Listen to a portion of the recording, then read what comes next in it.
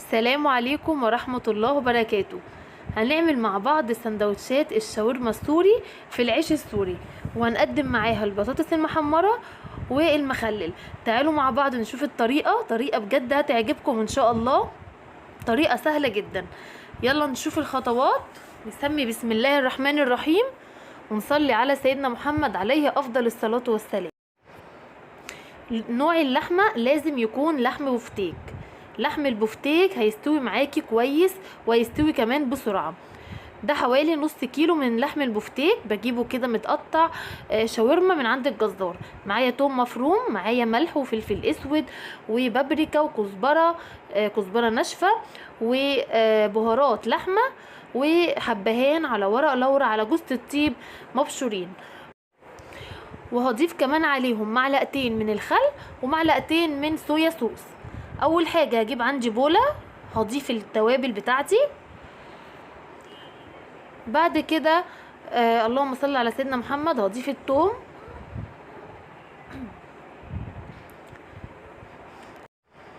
بعد كده هضيف معلقتين من الصويا صوص ومعلقتين من الخل. لازم اسيب الشاورما عندي في التتبيله اقصى حاجه 6 ساعات، ويا ريت تفضل يكون قبلها بليله كامله.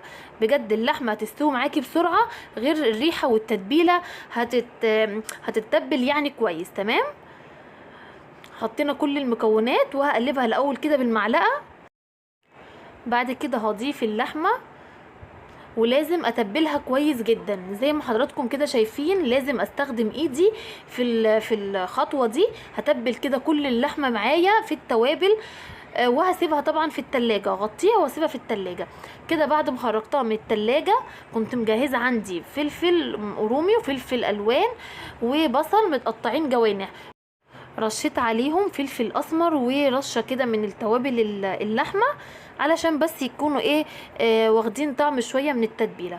تمام. بعد كده ضفت معلقتين من الزيت على طاسه سخنه. لازم الطاسه يا جماعه تكون سخنه جدا.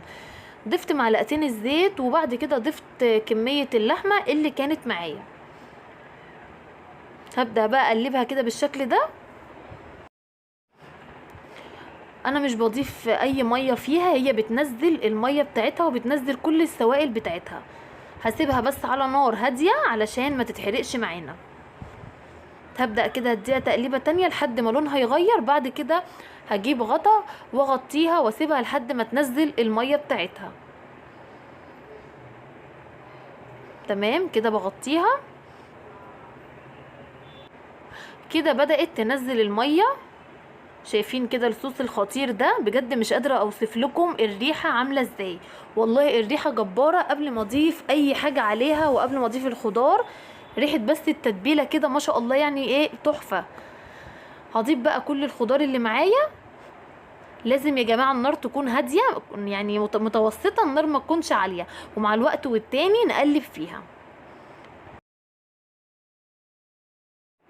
تمام كده. اديها بقى كده تقليبه. يا سلام على الروايح، يا سلام. بجد جربوا الطريقه دي ان شاء الله تعجبكم. ممكن بقى نعملها في عيش فينو، ممكن نقدمها جنب رز ابيض زي ما حضرتكم تحبوا. يعني كل واحد ليه طريقه خاصه وليه طريقه تقديم في الاكل. انا هقدمها النهارده معاكم في العيش اللي هو السوري او العيش الصاج. هديها بقى كده تقليبه كمان وبعد كده هتتغطى وهسيبها لحد ما تستوي. هي هتستوي بسرعه، النار تكون هاديه كده. خلاص استوت. جهزت معايا سلطه طحينه، وده خيار مخلل، خيار سوري اللي كنا عاملينه مع بعض في حلقه. وده فلفل سبايسي علشان طبعا انتوا عارفين اني بحب الشطه. طبعا مايونيز وكاتشب. بجد حطوا كل الاضافات دي بتكون تحفه. زي ما حضراتكم كده شايفين ضفت المايونيز والكاتشب، بعد كده الخيار المخلل، بعد كده اخر حاجه هضيفها على الشاورما من فوق سلطه الطحينه.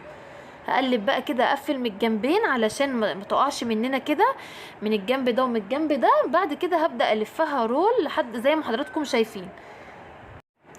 طبعا بتكون السندوتش بالطريقه دي بيكون كويس يعني في اللفه، علشان لو في اي طفل ماسكها الشاورما ما تقعش منه، بتكون محكومه من الجنبين. تمام. ادي كده بدات اوريك، يعني اوريكم الصوره اوضح.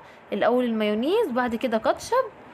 طبعا في ممكن نحط التوميه، بس طبعا انا جوزي عندي مش بيحب التوميه، فضفت مايونيز وكاتشب.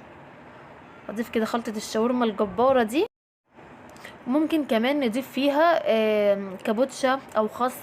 يعني في حاجات كتير ممكن نستغنى عن كل ده ونضيف طحينه بس. الشاورما بتتقدم بكذا طريقه وبكذا يعني بكذا حاجه يعني كل واحد وليه طريقه في التقديم زي ما قلت لحضراتكم. ده طبعا ضفت فيه هنا الفلفل السبايسي، كان طعمها بجد تحفه. هقفلها برضو بنفس الطريقه من الجنبين، وبرضو هلفها رول. العيش ده انا بشتريه من عند محل يعني سوري، بيبيع مطعم يعني سوري، فبقى بشتري العيش ده. ان شاء الله باذن الله هنعمله مع بعض كده في حلقه تانية. هو طريقته سهله جدا، بس بصراحه العيد بقى وانتوا عارفين فما كانش فيه وقت فاشتريته.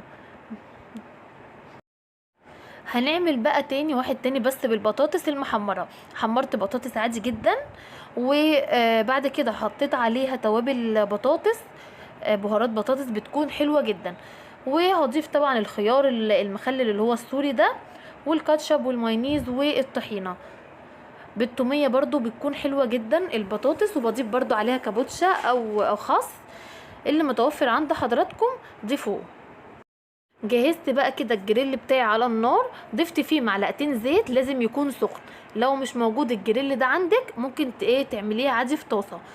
لازم نتابعها ونقلبها كل ثانيه، يعني هي مش بتاخد اصلا ثواني على النار، والنار تكون هاديه علشان العيش ما يتحرقش، يطلع كده لونه ذهبي وجميل زي ما حضراتكم شايفين كده. الشاورما عندي جهزت. ايه رايكم في الجمال ده؟ تقدمي بقى جنبيها اي اكله انت بتحبيها. انا هقدم جنبها بطاطس محمره مع المخلل والفلفل السبايسي التحفه ده الخطير. تعالوا كده مع بعض نفتح واحد ونشوف قد ايه هي من جوه شكلها، بس حلو جدا بجد والله، طعمها تحفه تحفه تحفه. جربوها هتعجبكم ان شاء الله. هنقطع مع بعض سندوتش علشان اوريكم شكلها الخطير من جوه عامل ازاي. اتمنى تكتبولي في الكومنتات لو جربتوا الطريقه بتاعتي وعجبتكم. اتمنى تسيبولي كومنت وتعملوا لايك وتعملوا اشتراك في القناه لو لسه ما اشتركتوش، وتفعلوا طبعا زر الجرس علشان يوصل لكم كل جديد. ايه رايكم في الجمال ده؟ مفيش بجد بعد كده.